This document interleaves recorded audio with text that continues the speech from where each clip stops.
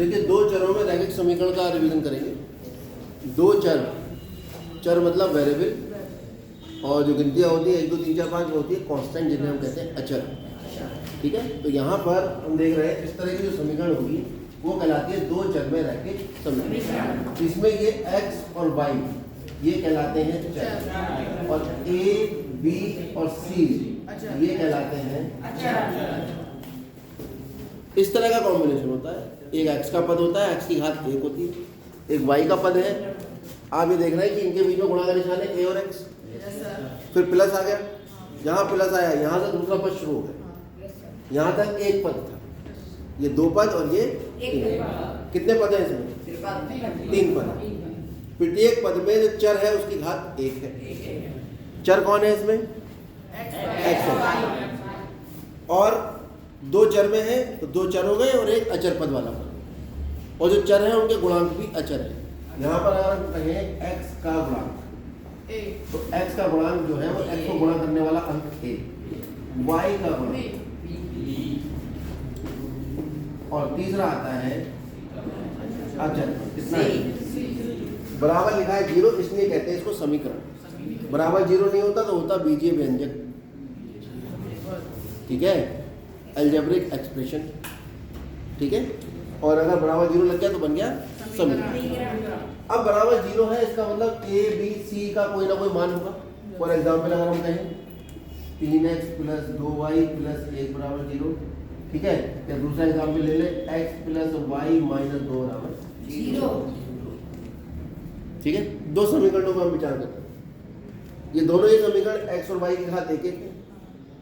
ठीक, इसकी तुलना अगर मैं किससे करूं, इस वाली समीकरण की, तो a का मान कितना आ जाएगा? 3, b का 2 और c का 1। इसमें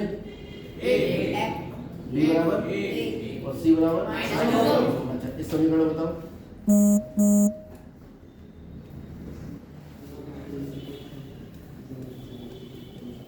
इसमें abc का मान कैसे निकालोगे? पहले क्रम से रखेंगे, इसको इधर लाओ।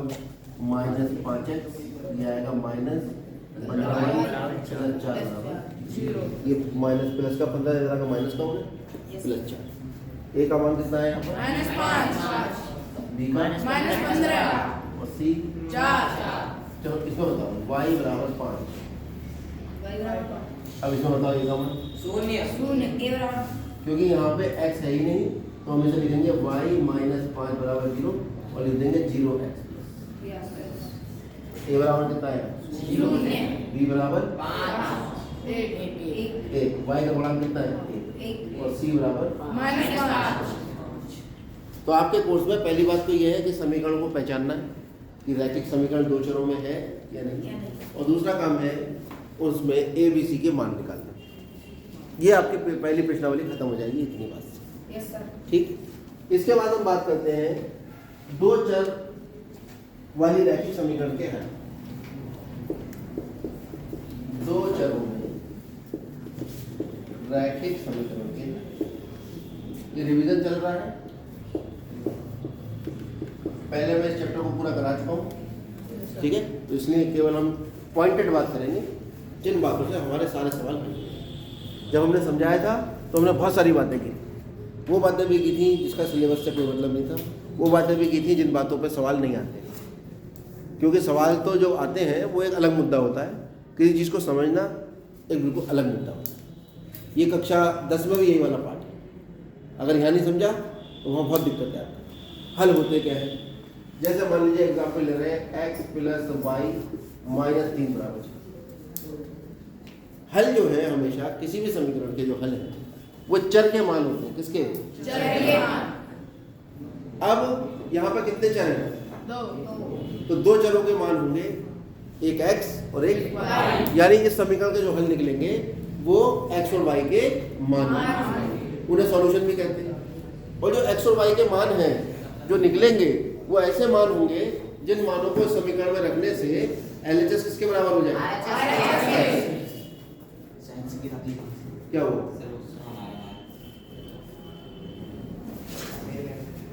चलिए, तो यहां पर x और y के मान सोचो। एक्स का मान क्या सोचा जाए और वाई का मान क्या सोचा जाए, यानी ऐसा एक्स और वाई का मान सोचा जाए जिसको एलएचएस में रखने से आरएचएस आ जाए। आरएचएस कितना है? आरएचएस मतलब होता है राइट हैंड साइड। क्या होता है आरएचएस का मतलब? Right hand side. ये है इसकी लेफ्ट हैंड साइड और ये है इसकी राइट हैंड साइड। इसे कहते हैं बायां पक्ष, इसे कैसे कहते हैं? दायां पक्ष। इसे कहते हैं दायां पक्ष। दाएं। अंग्रेजी में इसकी हिंदी जो है मतलब इसकी स्पेलिंग वो होगी लेफ्ट हैंड साइड और राइट हैंड साइड। इसकी होगी right hand side. Right hand side.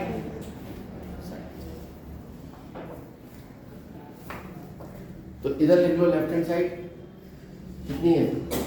x plus Y, इधर लिख लो राइट।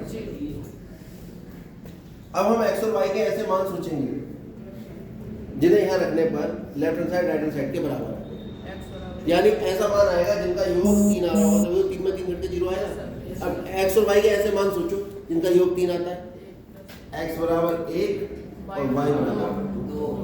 जब रखोगे 1 और 2, 3 माइनस 3 कितना होगा? 0। ठीक है, ये इसका हल हो गया। और बताओ x बराबर 2 x बराबर 2 y बराबर 1। ठीक है, ये यहाँ गलत लिख रहा हूँ, इससे आप कंफ्यूज हो सकते हैं। इसको यहाँ ना लिखकर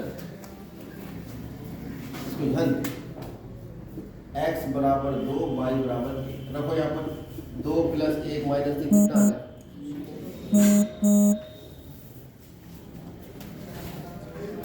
कितना है? 2 और 1 3 माइनस 3 0। और आरएचएस कितना था? 0। एक हल ये निकला है। ठीक है, ये क्या निकल रहा है? हम हल निकालो। और दूसरा सोचो x बराबर 1 प्लस 2 माइनस 3 मान रख दिया हमने। मान जैसे रखे हमने देखा ये कितना आ गया? 0। आरएचएस 0। ये भी इसका हल हो गया। x बराबर 0 y बराबर 2। ठीक है, 3 तो 0 प्लस 3 माइनस 3 कितना आ गया? 0। और आरएचएस भी 0। ऐसे कितने मान सोच सकते हो? ये सब इसके हल है। कितने सोच सकते हो? सुबह से सोचना शुरू करो, शाम तक सोचते रहो, रात में सोचो, सुबह तक सोचो और पूरी जिंदगी सोचते रहोगे तो पूरी जिंदगी भर इसके मान आते रहेंगे। इसका मतलब किसी दो चर में रैखिक समीकरण में x और y के मान जो LHS को RHS के बराबर कर देते हैं, वो मानों का जो जोड़ा है वो क्या कहलाता है? हल कहलाता है। और इनकी संख्या कितनी होती है? अनंत। ठीक है, लेकिन जोड़ा विशेष होना चाहिए। अब मान लो मैं यहाँ पर कहूँ x बराबर 1 और y बराबर 5, तो 1 प्लस 5 माइनस 3 कितना हुआ? 6 माइनस 3 कितना हुआ? 3, जो 0 के बराबर नहीं है। इसका मतलब ये हल समीकरण को संतुष्ट नहीं करता है, क्योंकि ये समीकरण को संतुष्ट नहीं करता है। ये मैं बताने वाला था कि संतुष्ट करना क्या होता है कि यदि x और y के मान रख के LHS RHS के बराबर आ जाए तो समीकरण संतुष्ट हो जाती है, और अगर ना आए तो समीकरण संतुष्ट नहीं होती है। इस भाषा का प्रयोग हम सवालों में करते हैं। और ये जो मान है x और y के, आप देख रहे हो, इनको बिंदु के रूप में लिख सकता हूँ मैं? इनसे बिंदु बना सकता हूँ नहीं? जी सर। क्योंकि कल बताया था मैंने निर्देशांक ज्यामिति में x, y, तो बिंदु बन गया कितना? 2, इसका मतलब द्विघात जो दो चरों में रैखिक समीकरण है उसके हल को हम बिंदु के रूप में भी लिख सकते हैं, तो उसे हम हल बिंदु भी कह सकते हैं। अब बिंदु तो ग्राफ में लगा हुआ है, बिंदु ग्राफ में लगा सकते हैं। अगर हम एक ग्राफ बनाए, उस ग्राफ में ये बिंदु लगाने की कोशिश करें, ग्राफ तो खूब बना रहे हैं आजकल। तो पहला बिंदु है 2,1, 1,2 याद है। दूसरा बिंदु है 2,1 याद है। तीसरा बिंदु कितना है? 0,3 याद है। तो अगर इन्हें तीनों को मिलाया जाए, ठीक है,